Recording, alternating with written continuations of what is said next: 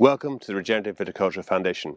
I'm Stephen Cronk, and I'm one of the founding trustees of the RVF, which is an international non-profit whose aim is for regenerative farming to become best practice of vineyards around the world. Conventional viticulture tends to have a monoculture approach, focusing specifically on the functioning of the vine rather than the soil or the surrounding ecosystem. This can lead to declines in native flora and fauna and often degrade soil through overplowing or the use of synthetic inputs. Regenerative viticulture is about working in concert with nature rather than against it, not only sustaining natural resources but improving them. It can also lead to lower input costs and improved fruit quality, leading to better wine.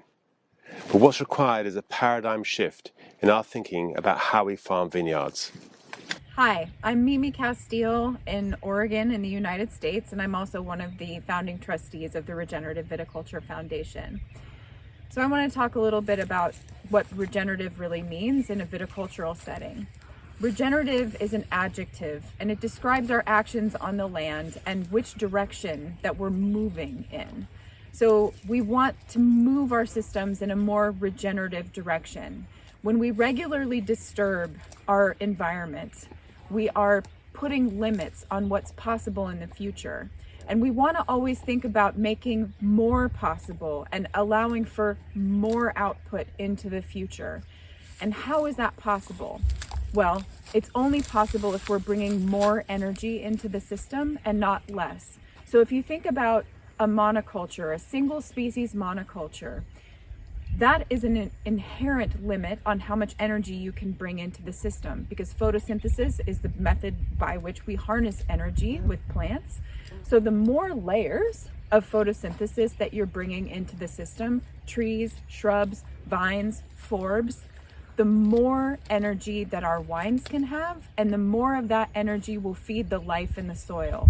And it's important, it is critical to feed the life in the soil, because it is the life in the soil that creates structure and allows for more and more carbon in the system. It allows for more and more water in the system to be held and drained or used at the appropriate time, as opposed to just lost from the system entirely. When we bring animals into the system, we are turning nutrients over much more quickly. And especially when we can mimic what animals would have naturally done in any given ecosystem, the better that return is going to be for our grapevines and for the energy in our wines.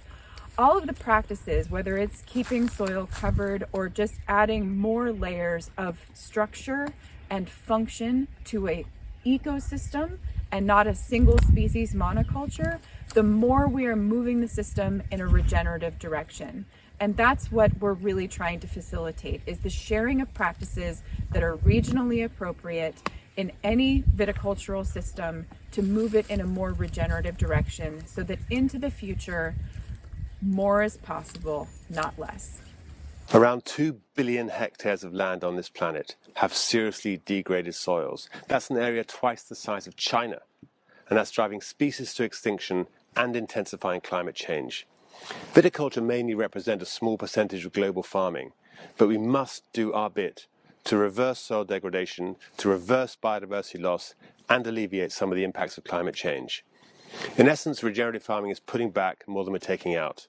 And the mission of the RVF is to create a community of like-minded wine producers from around the world, and to use evidence-based examples to demonstrate that regenerative farming will leave our vineyards and this planet in a better state for the next generation.